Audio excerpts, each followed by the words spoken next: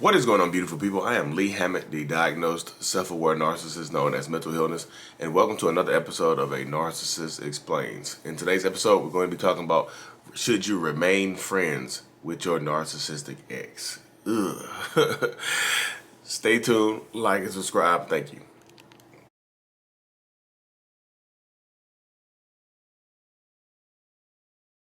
I think personally, one of the worst things that you can do is to remain friends with your narcissistic ex. I know if you have kids, it's different, I guess, but like if you don't have kids and you can have a free way out, don't be friends with your narcissistic ex, because if you're friends with me, I'm going to drive you crazy. I'm going to bring my new person around you and say little weird shit around them, like, God, I've never loved someone as much as I love you. Like, nobody has ever treated me this good. Why you are around, so you can feel weird and less than. I'm gonna treat them way better than I treated you, and you're gonna feel. It's gonna make you feel weird and less than, and that's the whole goal. I just want you to feel bad about yourself, especially if you discarded me. So don't do that to yourself, y'all. Please don't remain friends with your narcissistic ex, because, I mean, and other narcissists might actually go after your friends, too. They might actually start dating your friends and stuff like that. Hey, we're not together, so I thought me and her could get together, you know? I mean, you shouldn't have a problem with it. So, welcome back. Ooh, this is a tough one right here. It's kind of tough to talk about, but not tough to kind of guide people in the right direction on what I think that they should do when they have a narcissistic ex as a partner. So first of all, I do not think that it is smart or, prudent to remain friends with somebody that's treated you terribly. That's just how my mind works. I don't, that's just how, because like I said at the beginning, y'all, if you're new here, I'm a diagnosed narcissist. So I would do bad things if you remain friends with me. I just would, because I know how my mind works. I know how I operate. I know all this stuff, and I know people are gonna be like, well, you sound like you're okay with all this stuff, Lee. I'm not okay with this stuff, but I understand who I am and what I do and how I do it.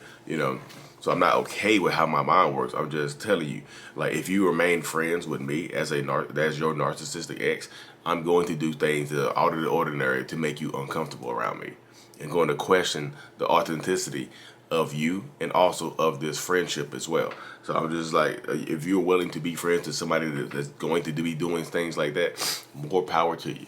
I couldn't do it, but again, more power to you, because a lot of narcissistic people, like, a lot of narcissists will ask you to remain friends with them after a breakup or after whatever happens. You know what I mean? They'll ask you to remain friends with them, no matter how bad the breakup was.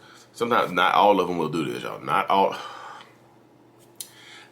of them will do this. They won't, like, some of them just cut ties clean. Some of them you'll never hear from again. Some of them will just never leave you alone type stuff.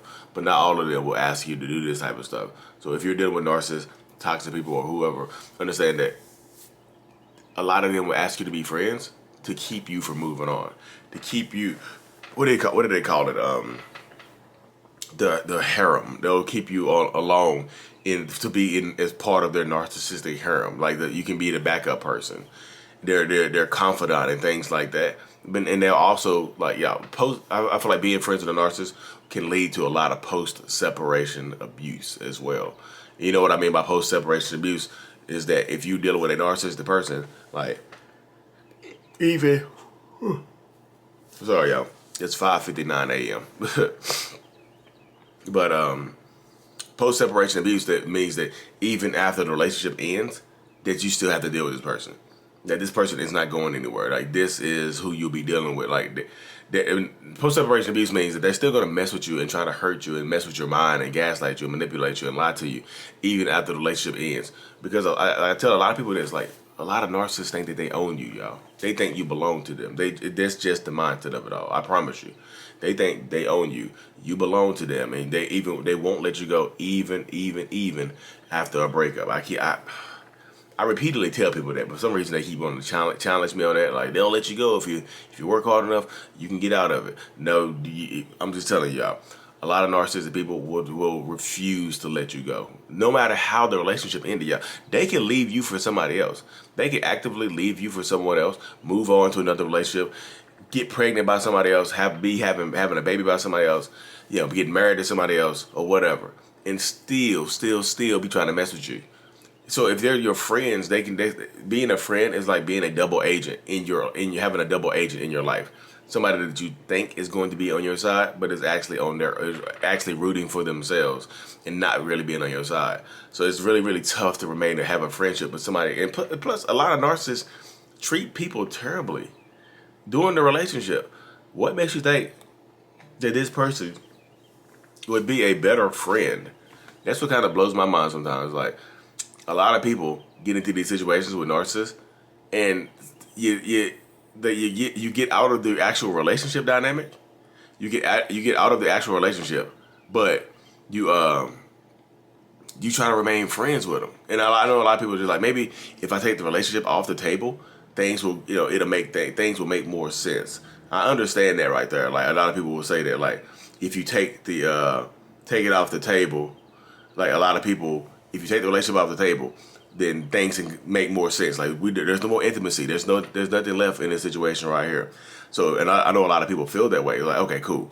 If there's no more intimacy, if there's nothing here, maybe we could just be friends. There's no pressure, just being friends and things like that, which I understand. Like, I completely understand the fact that you like, okay, we can just be friends, but you can't be friends with somebody that treated you terribly, y'all. I know some people were friends. This is where it gets a little different. I know some of y'all were friends first with the narcissist. Like, I know, like, we've been knowing each other for X amount of years, and we've been together for X amount of time before we even got together. And they were a good friend. They were a great friend to me. Now, like, they aren't, though. Like, now they aren't a good friend. Now they're doing all this other stuff. Now they treated me terribly during a relationship. Can I go back to being their friend? Think about that right there. Do you think that you can go back to being their friend after all this? You know? After all this is said and done, you think you can go back to being their friend? No, you can't. I don't think once you cross the lines of intimacy, I don't think you can go back to just having a regular relationship. I don't think, in my mind, y'all, I don't think that's possible. So a lot of people think it's possible. Like, I can go back to being normal. This relationship can go back to being normal. I don't think so, y'all. I don't think you can have some normalcy after you cross that line of intimacy, especially with somebody that treated you terribly. Somebody that probably, if they cheated on you, if they lied to you, if they manipulated you, and you understand that you're dealing with a narcissist, then I really don't think that's possible. Because, like I said, as a narcissist, I'm going to make you uncomfortable, even as a friend. I'm going to make you feel weird and different for being around me, for wanting to stay around me, wanting to, stay a part of my life for whatever reason. Like, you're going to pay for being my friend. That's what I tell people. Like, you're going, like, I know some people try to do it just like, I just want to, it's easier because we have kids and we remain on friendly terms. I get that. I do get that right there. I understand that, like, if you have a narcissistic person in your life, it's easier to keep that person there, and try to remain on a friendly level. If you have to co-parent with them or raise kids with them, I get that. But they still do it, y'all. I don't like this again. That's how my mind works. I don't think there's a circumstance where it's just they'll just be rooting for you. The narcissist will be your friend and pat you on the back and stuff like that. Now, if they were your friend first, then yeah, they probably might have been a good friend and might have been getting to know you. But a lot of narcissists, they were friends first, especially if they and they watch you go through a relationship and then you pick them. Like, a lot of people in your friend zone might want you, and they feel like you picked over them when you didn't pick them. So they'll still be your friend. And when you get in a relationship, that resentment of rejection, of you rejecting them, even if you didn't, the resentment of you rejecting them is there, and they're going to treat you terribly based on that. So you can't go back to being their friend. A lot of people who are your friends have the ulterior motive of being with you. You know what I mean? Of literally being with you. So I feel like now, what you have going on now, if you have to make a decision, like, do you want this type of person to remain in your life? Because if you do, then more power to you. I just don't think it works. I don't think it works well to have somebody that just treated you terribly in the past as a friend, as a confidant, because you can't really share information with them, because dealing with narcissists, anything that you share with them, can and will absolutely be used against you in a court of narcissism. So again, do you want to be friends with somebody who's going to use the information that against you and things like that? You know what I mean? So take your power back. Stand in your truth. And then like I get it. Some people just don't. The trauma bond is still there. You'll take being in their life any way, shape, or form. I get it. But stay in your power, stay in your truth. And like me, my personal recommendation is don't be friends with your narcissistic ex, because it's hard to heal while you're still around that same person. Anyways, y'all, especially if they're going to be treating somebody else better than they treated you in front of your face and be asking you for tips too. More power to you. Anyways, y'all, like and subscribe for more. Thank you. Until this is out. Peace.